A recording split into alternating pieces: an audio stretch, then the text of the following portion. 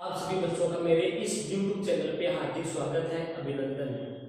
आज मैं आप सभी बच्चों के लिए कक्षा 10 के चैप्टर नंबर 13.2 के सभी क्वेश्चन लेकर के आया हूँ, जिसको आज अपन सॉल्व करेंगे इस लेक्चर के अंदर। देखो, इस लेक्चर के अंदर अपने को क्या पढ़ना है? इस चैप्टर के अंदर अपन पढ़ेंगे दो संयोजन वाले ठोसों का आयतन, दो संयोजन वाले ठोसों का आयतन पढ़ेंगे इसके अंदर। इसका मतलब ये हुआ कि हमारे पास दो आकृति रहेगी और उन दोनों का संयोजन, यानी एक दूसरे से जुड़ी हुई रहेंगी, यानी उन दोनों का एक दूसरे से क्या होगा? संयोजन। हमें उसका क्या ज्ञात करना है? आयतन। तो आओ बच्चों देखते हैं क्वेश्चन नंबर 1। हमारी एक्सरसाइज का जो क्वेश्चन नंबर 1 है वो क्या है? देखो, इसमें क्या कह रखा है कि एक ठोस है, वो अर्धगोले पर खड़े एक शंकु के आकार का है। कहने का मतलब क्या हुआ कि हमारे पास एक अर्धगोला है और उस अर्धगोले के ऊपर एक शंकु है। इस प्रकार का हमारा ठोस है, देखो, ठीक है। और क्या कह रहे हैं? जिनकी त्रिज्याएं 1 सेमी है, यानी ये जो ठोस है, इस ठोस की हमें त्रिज्या कितनी दे रखी है? 1 सेंटीमीटर। तो लिखेंगे यहां पे ठोस की जो त्रिज्या है आर, वो कितने सेंटीमीटर बताओ?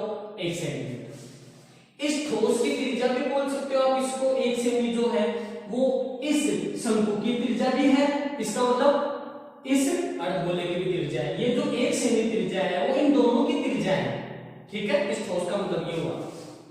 और हमने क्या दे रखा है इस क्वेश्चन के अंदर? इसके अंदर और दे रखा है कि जो शंकु की ऊंचाई है वो उनकी त्रिज्या की क्या है? बराबर। ये हमें दिया हुआ है, लिखेंगे जो कि शंकु की ऊंचाई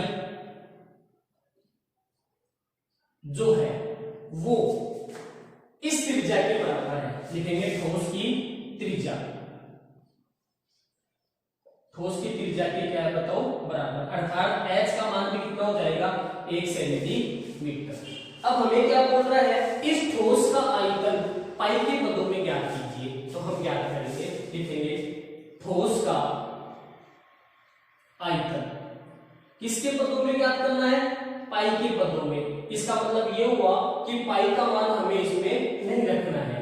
तो बताओ ठोस किस से मिलकर बना हुआ है? बताओ, ठोस मिलकर बना हुआ है अर्धगोले से और शंकु से। तो लिखेंगे यहाँ पे अर्धगोले का आयतन, अर्धगोले का आयतन प्लस शंकु का आयतन।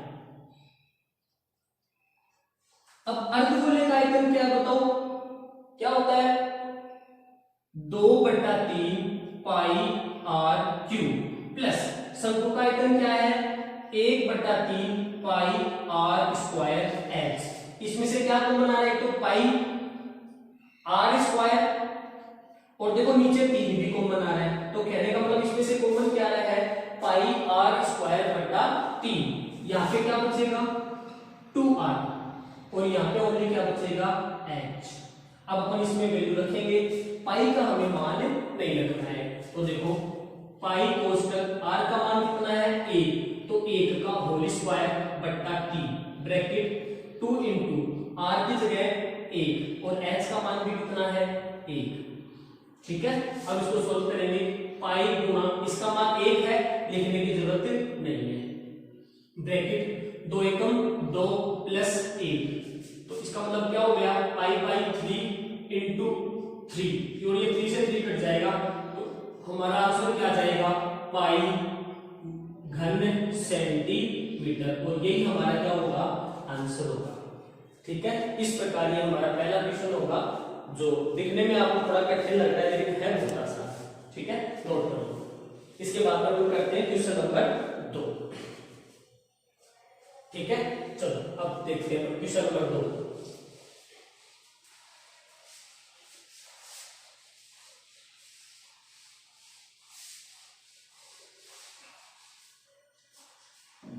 क्वेश्चन नंबर 2 है वो क्या है, देखो इस क्वेश्चन का हमें सबसे इंपॉर्टेंट है इसका डायग्राम।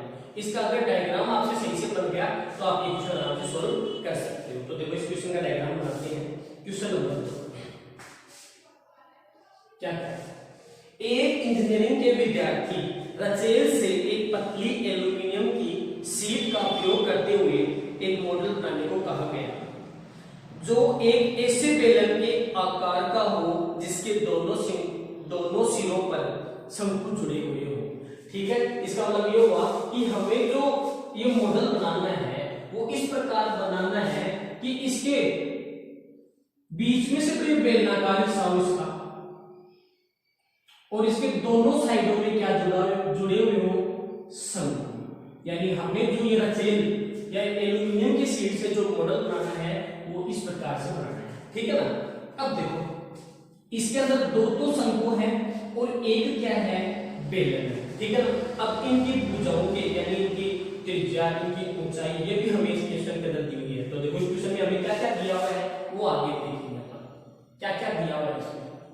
इस क्वेश्चन को सोल्व करने के लिए देखो इसमें हमें दिया है इस मॉडल का व्यास, इस पूरे मॉडल का व्यास कितना है बताओ, 3 सेंटीमीटर है। तो लिखेंगे मॉडल का जो व्यास है वो कितने हैं, 3 सेंटीमीटर। इसका मतलब क्या हुआ, जो मॉडल का व्यास है उसका मतलब क्या हुआ, उसका मतलब ये हुआ कि इस शंकु का भी व्यास वही है और इस बेलन का भी व्यास वही है। ठीक है। अब देखो तो बताओ इस मॉडल का व्यास अगर 3 सेमी है तो बताओ मॉडल की त्रिज्या कितनी हो जाएगी, मॉडल की त्रिज्या, और त्रिज्या को अपन किससे रिप्रेजेंट करते हैं, r से, और वो क्या होता है बताओ, व्यास का आधा। तो बताओ ये कितना हो जाएगा, 3/2 सेंटीमीटर। और क्या कह रखा है इसमें कि इस मॉडल की टोटल लंबाई यानी यहां से लेकर के यहां तक की लंबाई कितनी है प्यारे बच्चों, इसकी है 12 सेंटीमीटर। तो लिखेंगे मॉडल की कुल लंबाई, मॉडल की कुल लंबाई, कुल लंबाई का मतलब ये हुआ कि इस कोने से लेकर इस कोने तक की लंबाई। तो बताओ क्या है, ये है 12 सेंटीमीटर। ठीक है, आगे चलो। प्रत्येक शंकु की ऊंचाई, शंकु की ऊंचाई बोल दो या लंबाई बोल दो, यानी जो प्रत्येक शंकु है उसकी ऊंचाई कितनी है मेरे बच्चों, 2-2 सेंटीमीटर। यही दे रखा है, हाँ बिल्कुल 2 सेंटीमीटर। ये शंकु, इसकी ऊंचाई कितनी है, 2 सेंटीमीटर। इस शंकु की ऊंचाई कितनी है, 2 सेंटीमीटर। तो लिखेंगे शंकु की ऊंचाई, शंकु की ऊंचाई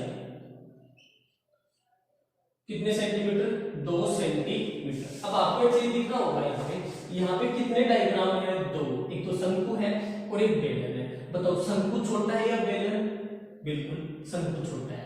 तो जो आकृति छोटी होगी उसकी ऊंचाई के अपन क्या लेते हैं, छोटा h, और उसकी त्रिज्या क्या लेते हैं, छोटा r।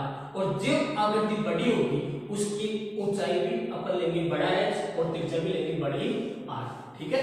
तो देखो शंकु की ऊंचाई छोटी है इसलिए अपन इसको ले लेंगे स्मॉल h। अब देखो हमें इसका आयतन निकालना है इस पूरे मॉडल का, तो हमें बेलन की ऊंचाई भी चाहिए। तो पहले अपन बेलन की ऊंचाई निकाल लेते हैं, लिखेंगे अतः बेलन की ऊंचाई। तो बताओ बेलन की ऊंचाई कैसे निकलेगी, बेलन की ऊंचाई कैसे निकलेगी, बेलन की ऊंचाई निकलेगी वो इस पूरी लंबाई में से -2 गुणा शंकु की लंबाई कम कर दो, क्योंकि शंकु कितने हैं, 2 है ना, तो 2 गुणा शंकु की लंबाई कम कर दो तो हमारे पास किसकी ऊंचाई आ जाएगी, इस बेलन की आ जाएगी। तो बताओ 12 - 2 गुणा 2 यानी कितने हो गए, 4। तो बताओ कितने सेंटीमीटर हो गया, 8 सेंटीमीटर। तो शंकु की ऊंचाई सॉरी बेलन की ऊंचाई कितनी आ जाएगी, 8 सेंटीमीटर आ जाएगी। ठीक है, बेलन की ऊंचाई आ गई 8 सेंटीमीटर। अब हमें क्या निकालना है, इस मॉडल में अंतर्विष्ट हवा का आयतन ज्ञात करना है, मतलब इसके अंदर जो हवा भरी गई है उसका आयतन ज्ञात करना है। अच्छा, इसमें एक संकेत दे रखा है कि मॉडल की बाहर की विमा और अंदर की विमा एकदम इक्वल है, मतलब बाहर का निकालो से अंदर का निकालो एकदम बराबर है। तो अपन वही सूत्र लगाएंगे जो इसके होंगे। ठीक है, तो लिखेंगे मॉडल का आयतन, मॉडल का आयतन। अब इस मॉडल के आयतन का जो सूत्र बनेगा वो क्या बनेगा प्यारे बच्चों, वो बनेगा शंकु का आयतन प्लस कितने शंकु, सॉरी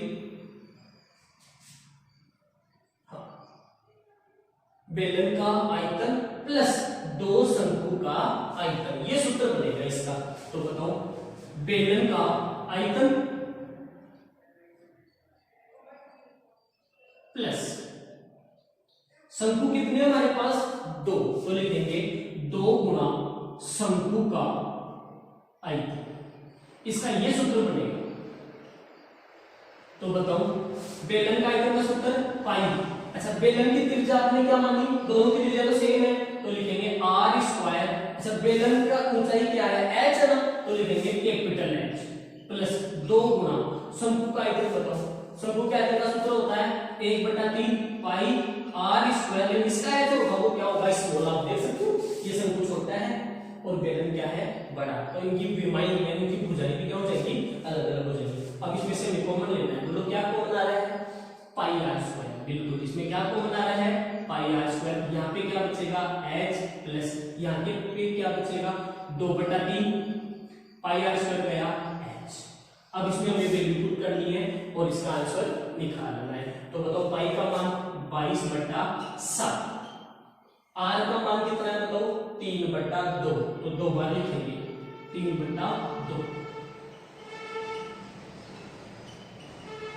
कैपिटल एक्स का मान कितना है 8 प्लस 2/3 गुणा स्मॉल एक्स का मान कितना है 2। ये ऐसे होगा इसका सॉल्यूशन, ठीक है। अब इसको देखो कुछ कटता है तो काट देते हैं, नहीं कटता है तो कोई बात नहीं। देखो इससे ये करना है 11, चलो 11/7 गुणा मत करो एक बार इसको, 3 गुणा 3/2। यहाँ पे क्या बचेगा बताओ, यहाँ पे स्लैब से बच जाएगा 3, 8 दिया 24 और प्लस में 2 दूनी 4। इसको सोल्व कर लेंगे थोड़ा सा, तो देखो इसके आगे क्या होगा, इसके आगे का अपन यहाँ सोल्व करते हैं। देखो यहाँ पे जो बच रहा है इसको ऐसे कैसे लिखेंगे, 11/7 गुणा 3 गुणा 3/2 गुणा इसका मान कितना हो जाएगा 24 और 4 28/3, 28/3। मैंने इसको गुणा इसलिए नहीं किया, अब देखो काटने में बहुत आसानी हो जाएगी, 3 से 3 कैंसिल हो गया और 7 × 7 7 दूनी 14, 14 से 28 कितनी बार कट गया 2 बार, तो बताओ इसका आंसर कितना आ जाएगा 11 या 33, 33 दूनी 66, तो लिखेंगे 66 घन सेंटीमीटर या सेंटीमीटर क्यूब बोल दो या घन सेंटीमीटर, ये हमारा क्या आएगा आंसर, ठीक है। चलो इस क्वेश्चन को नोट कर लो, इसके बाद में चलते हैं अगले क्वेश्चन, ठीक है। इसको नोट भी कर सकते हो या फिर आप इसका स्क्रीनशॉट भी ले सकते हैं। चलो क्वेश्चन नंबर 3 में चलते हैं, कर दो इसको साफ। चलो क्वेश्चन नंबर 3 में चलते हैं, एक अच्छा कैलकुलेशन का क्वेश्चन है, देखते हैं।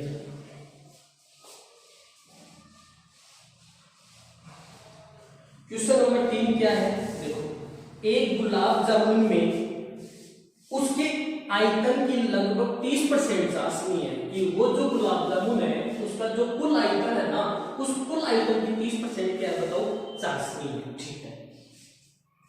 45 गुलाब जामुनों में लगभग कितनी चाशनी होगी, हमें कितने गुलाब जामुनों में चाशनी की मात्रा निकालनी है 45 में। यदि प्रत्येक गुलाब जामुन एक बेलन के आकार का है, प्रत्येक गुलाब जामुन किस आकार का है, एक बेलन के आकार का, तो देखो मैं बनाता हूं एक गुलाब जामुन एक बेलन के आकार का है प्रत्येक गुलाब जामुन, और उसके दोनों सिरों पर क्या है बताओ अर्धगोलाकार भाग, मतलब जो प्रत्येक गुलाब जामुन है वो ऐसा है, आप लोग समझ रहे होंगे इसको। देखो प्रत्येक गुलाब जामुन ऐसा है, मतलब दोनों ही सिरे इसके अर्धगोलाकार है और बीच में ये क्या है बताओ बेलनाकार है, ठीक है।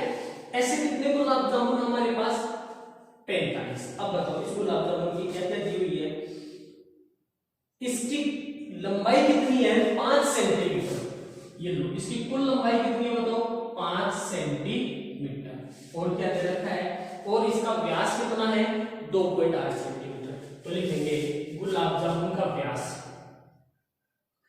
गुलाब जामुन का व्यास कितना है, इसका जो व्यास है वो है 2.8 सेंटीमीटर। ठीक है, अब व्यास हमारे पास है तो अब अपन इसकी त्रिज्या निकाल सकते हैं आराम से। तो बताओ इसकी जो त्रिज्या होगी वो कितनी होगी प्यारे बच्चों, यानी r जो होगा वो कितना होगा 2.8 में जब अपन 2 का भाग देंगे तो कितना आ जाएगा 1.4 सेंटीमीटर। कहने का मतलब क्या हुआ कि हमारे इसकी जो त्रिज्या होगी वो कितनी होगी 1.4 सेंटीमीटर। अब मैं आपको एक बात पूछूं भाई, ये भी इसकी त्रिज्या है अर्धगोले की और ये भी इसकी क्या है त्रिज्या। कहने का मतलब समझ में आ गया, ये भी इसकी त्रिज्या है और ये भी इसकी क्या है त्रिज्या। हमें क्या चाहिए, इस बेलन की ऊंचाई चाहिए, तो हम दो अर्धगोलों की त्रिज्या घटा दो, या ऐसे भी बोल सकते हैं कि ये दो अर्धगोले मिलकर के एक पूरा गोला बन गया और पूरे गोले का अगर अपन व्यास घटाते हैं किसमें से, इसकी पूरी ऊंचाई में से, इसकी लंबाई में से, तो हमारे पास इसकी लंबाई आ जाएगी इस बेलनाकार भाग की लंबाई आ जाएगी। तो कहने का मतलब हमारे पास गुलाब जामुन की लंबाई कितनी है बताओ, कितनी दी हुई है गुलाब जामुन की लंबाई, गुलाब जामुन की जो लंबाई दी हुई है वो दी हुई है 5 सेंटीमीटर। और हमें चाहिए किसकी, हमें चाहिए इस बेलनाकार भाग की, क्योंकि हमें इसका आयतन निकालना है और आयतन में बेलन के आयतन में h आता है, इसलिए हमें इसकी h चाहिए। तो लिखेंगे अतः बेलन की ऊंचाई, बेलन की ऊंचाई कैसे निकलेगी प्यारे बच्चों, अभी मैंने बताया था बेलन की ऊंचाई निकलेगी कुल ऊंचाई या कुल लंबाई में से कितने अर्धगोलों की त्रिज्या, 2 अर्धगोलों की त्रिज्या, यानी इस पूरे गोले का व्यास, इसका व्यास घटा दो, व्यास कितना है बताओ 2.8 या फिर 2 गुना त्रिज्या इसकी त्रिज्या, तो त्रिज्या को जब 2 से गुना करेंगे तो वही 2.8 आ जाएगा ना। तो क्या है इसका व्यास घटा दो, तो व्यास घटाएंगे तो कितना आ जाएगा 2.8, कितना बचा बताओ 2.2 सेंटीमीटर। ये क्या बताओ बेलन की ऊंचाई।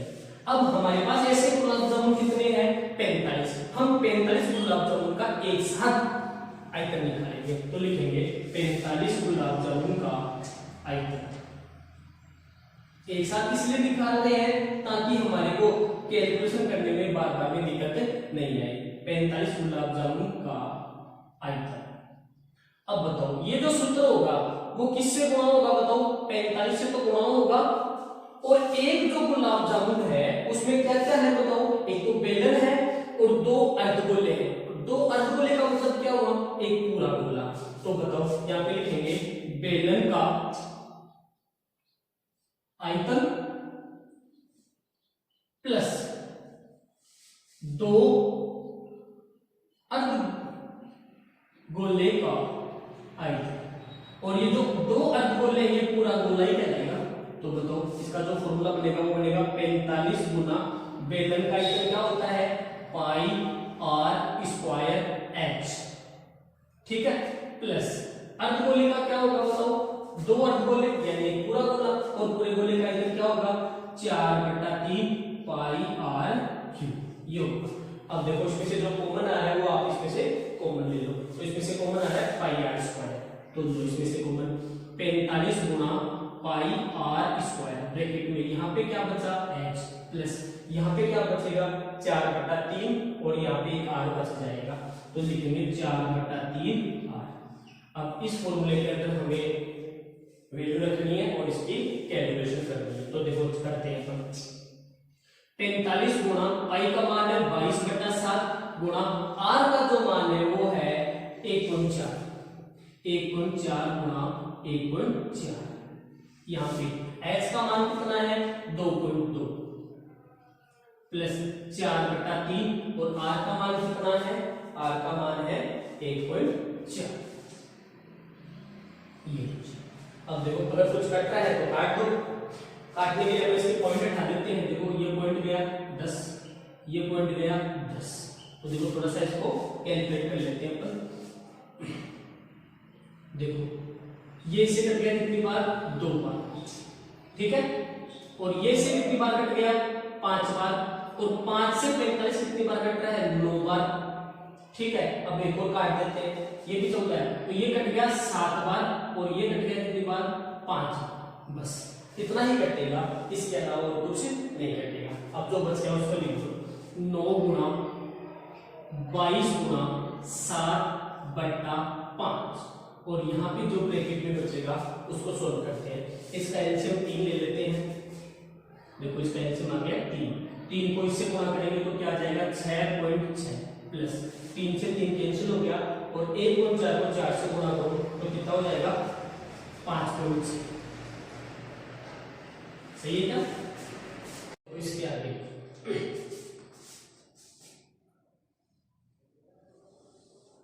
देखो 9 इंटू 22 इंटू 7/5 गुणा ये कितना हो जाएगा बताओ 12.2 बटा 3। इस 3 से ये 9 कितनी बार कट जाएगा 3 बार। अब इसकी थोड़ी सी कैलकुलेशन कर लेते हैं। देखो इन चारों को जब अपन गुणा करेंगे तो देखो क्या होगा 154 मैंने 22 को 7 से गुणा कर दिया और 3 को इससे कर रहा हूं 36.6/5। अब देखो इसको थोड़ा सा गुणा कर लेते हैं अपन। 154 को 36.6 से जब अपन गुणा करेंगे तो देखो क्या आएगा 6 चौक 24 असल की 2 6 पंजे 30 और 2 32 3 6 और 3 9 4 2 9 4 3 12 1 15 1 16 असल की 1 3 और 1 4 तो 4 6 13 का 3 असल की 1 15 1 16 5 56 36.4 कितना आया 36.4/5 और इसमें जब अपन भाग देंगे तो क्या आएगा 5 एकम 5 5 एकम 5 5 एकम 5 5 दूनी 10 3 5 अंता 35 पॉइंट ठीक है एक बच गया 5 दूनी 10 5 अंता 40 घन सेंटीमीटर। अब देखो हमें क्या ज्ञात करना है इसके आगे हमें ज्ञात करना है चीनी की चाशनी का आयतन। तो लिखेंगे यहाँ पे चीनी की चाशनी का आयतन और वो कैसे निकालोगे बताओ। हमारे 45 गुलाब जामुन के आयतन का 30% हमारी क्या है बताओ चीनी है। तो लिखेंगे यहाँ पे 45 गुलाब जामुन का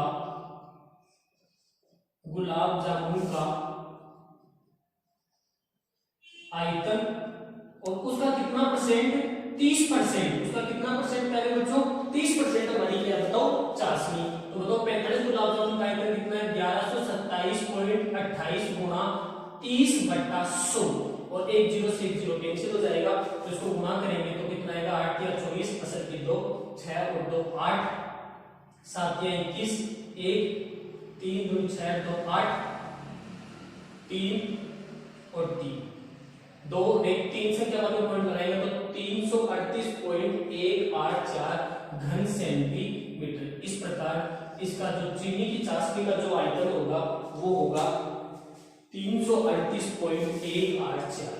इस प्रकार से हमारा ये जो क्वेश्चन है वो उसका सॉल्यूशन होगा। क्वेश्चन नंबर 3 जो अपन इसमें अपन पढ़ रहे थे। ठीक है चलो इसको जल्दी से नोट करो।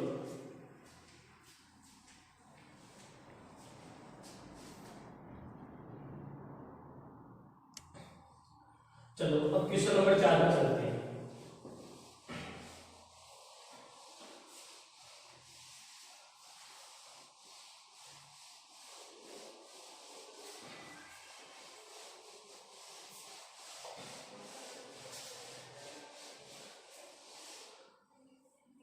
क्वेश्चन नंबर क्या कह रहा है देखो एक कलम